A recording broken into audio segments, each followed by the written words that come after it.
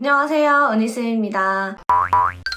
어린이집에서 관찰주간 발표가 조금씩 되고 있다고 선생님들한테 소식을 많이 듣고 있는데요. 계속 이제 밀리다가 갑자기 관찰주간 발표를 들으니까 막 급하게 준비를 하시는 것 같더라고요. 지금까지 평가 인증이라는 이름으로 저희가 많이 준비를 해왔었는데 평가제로 바뀌면서 의무가 되었죠. 그래서 피할래야 피할 수 없는 평가제, 어떤 혼란들이 선생님들한테 많이 오는지, 그리고 정말 카더라 통신이 너무 많죠. 그런 것들을 한번 짚어보려고 합니다. 한번 알아볼게요. 구독, 좋아요. 평가제는 계정누리 과정도 바뀌었고 표준보육 과정도 바뀌었고 거기에 맞춰서 평가제도 그런 보육 과정을 평가하기 위해서 평가제 또한 지표들이 조금씩 바뀐 거라고 생각을 하시면 되고요. 어린이집을 평가하겠다라는 의미도 있지만 앞으로 계속 좋은 어린이집이 될 수 있도록 관리하고 지원해야겠다라는 의미가 더 이번 평가제 에서는 많이 들어있어요. 그래서 열심히 노력해서 A등급을 받아야 하고 A등급을 받은 어린이집은 좋은 어린이집이 될 수 있도록 등급을 유지하는 데 힘을 많이 쓰셔야 되고 혹은 그것보다 낮은 등급을 받았을 때 A등급으로 올라가기 위해서 어린이집이 계속 노력을 하고 관리를 해야겠죠.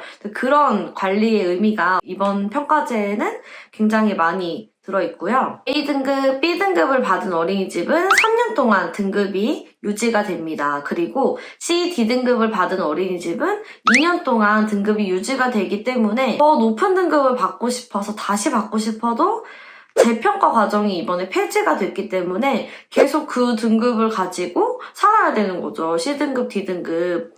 그래서 선생님들도 열심히 노력했는데 결과가 좋지 않아서 속상하고 좋은 등급을 받지 못했을 때 원에서 생기는 운영의 어려움도 같이 있을 것 같아요. 그래서 한번 준비할 때 철저하게 준비를 해서 A등급을 받도록 하는 게 가장 중요하겠죠. 구독, 좋아요. 그러면 이제 평가제 준비를 시작한다 라고 했을 때 할 일이 너무 많아요. 환경 구성도 해야 되고 놀잇감도 좀 만들어야 되고 청소도 해야 되고요. 일지도 써야 되고요. 관찰일지 말하자면 끝이 없죠. 서류가 너무 많으니까. 교실도 꾸며야 되고 근데 이런 것들이 먼저가 돼서는 안 돼요. 가장 중요한 건 나랑 우리 반 아이들이거든요. 그리고 다른 온갖 서류 다 일단 제쳐두시고 내 일지, 내 서류 이게 가장 중요해요. 관찰반으로 선정되면 우리 교실에 들어와서 나랑 나의 아이들과의 하루 일과를 볼 텐데 아이들과 상호작용이 잘 되지 않는다면 그리고 하루 일과가 내가 잘 정리가 안 돼서 자꾸 실수를 한다거나 시간이 맞지 않는다거나 이런 문제가 생기면 다른 어떤 준비들을 열심히 해도 좋은 결과를 받지 못하기 때문에 가장 먼저는 내 교실이랑 내 아이들이랑 내 일지, 내 서류, 내 운영 시간 이런 것들에 먼저 집중을 하시고 다른 서류들은 밤새서도 할 수 있어요. 환경 구성도 밤새서도 할 수 있고요. 급하면 살 수도 있어요. 근데 나와 교실의 아이들과 이 짝짝꿍 합이라고 하죠. 이런 것들은 하루아침에 완성되는 것이 아니기 때문에 평가제 준비를 하시면 일단 다 열일 제쳐두시고 교실에 가서 아이들이랑 하루 일과를 보내는 연습을 많이 하셔야 돼요. 거기에 맞게 일지 시간도 배정을 하시고 그 시간대로 또 운영을 해보는 연습을 해보시는 거죠. 그게 가장 중요해요. 1반을 1순위로 생각해서 항상 준비하기 잊지 않으셨으면 좋겠어요. 구독, 좋아요.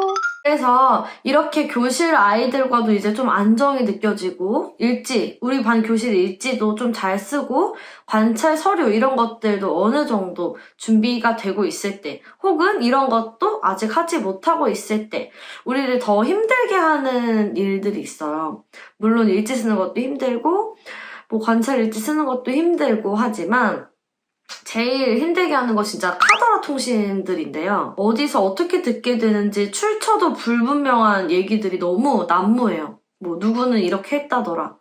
그 누구가 누군지 모르지만 이렇게 했다더라. 어떤 어린이집은 이렇게 해가지고 A를 맞았다더라. 이런 말들이 너무 많아서 선생님들을 힘들고 괴롭게 하는 것 같아요. 물론 그런 말들이 도움이 아예 안 되거나 불필요한 말들이라고는 할 수 없어요. 저희 어린이집이 잘 되라고 이렇게 하면 더 좋은 점수를 받을 수 있으니까 조언해주시고 알려주시는 거일 테지만 그게 정말 지표에서 요구하는 방법인지 지표에서 요구하는 사항이 맞는지는 선생님들이 좀 똑똑하게 찾아보시고 파악을 하셔야 돼요. 그게 지표랑 맞지 않은 내용인데 운 좋게 그냥 그 어린이집에선 그게 안 걸렸을 뿐일 수도 있거든요. 관찰자가 와서 관찰을 할 때 아는 선생님이 해준 말대로 평정을 하는 게 아니라 정확한 지표가 우리한테 있잖아요. 지표대로 평정을 하는 거기 때문에 평가제 매뉴얼에 있는 지표대로만 하면 특별히 평정에 있어서 감점을 받거나 문제가 생기지는 않는다는 건데요. 근데 아무리 매뉴얼을 봐도 이런 건 좀 많이 헷갈린다. 정확하게 나와 있지 않는 것 같다. 뭐 인증국에서 하는 교육을 들어도 약간 애매모호하다. 이런 것들은 한국보육진흥원에 전화를 해서 물어보시는 게 가장 정확하고요. 예를 들어서 관찰일지 한 달에 몇 번을 써야 될까요? 정답은 한 번이에요. 한 영역, 뭐 두 영역도 아니고 1회라고 되어 있거든요. 근데 저한테 연락 오시는 선생님들 혹은 물어보시는 선생님들 물어보면 각각 어린이집에서 쓰는 스타일이 다 달라요. 어디는 사진도 넣고요. 어디는 관찰을 하면 관찰에 대한 평가도 매번 써야 되고요. 어디는 모든 영역을 다 쓰고요. 어디는 한 달에 3번 쓰고요. 어디는 2번 쓰고요. 다 달라요. 그래서 이게 맞는 건지 이게 맞는 건지 물어보시는데 매뉴얼에 너무 정확하게 나와 있어요.